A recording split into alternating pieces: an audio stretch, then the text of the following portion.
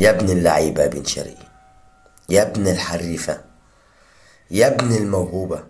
ايه يا واد الروقان ده يا واد؟ ايه يا واد اللي انت بتعمله في الملعب ده يا واد؟ ايه ده؟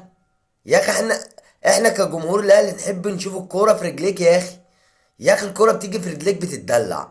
اي نعم ما سجلتش، بس انت متدلع. انت انت كمتراية كده كمتراية ايه ده؟ الأهلي شلوح المصري على ملعب برج العرب 4-2. عرفت أنا حاسم نحسك؟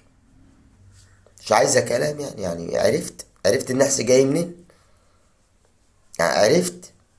اصرفوا بقى، اصرفوا بجد. يعني هذا الربيعة، يعني تيشيرت الأهلي والله كبير عليه من زمان مش من دلوقتي. نحس طلع من هنا بعد الهرتلة والقرف اللي شفناه في أول 5 6 دقايق. ربنا كرمنا، يعني اصرفوا بجد. يعني ايه بس؟ ايه التغييرات اللي نازله المكسله دي؟ ايه اللعيبه اللي نازله قرفانه من نفسها دي؟ يا اخي ما تطلعش بن شرقي، يا اخي ما تحرمناش من الجمال، يا اخي من الدلع.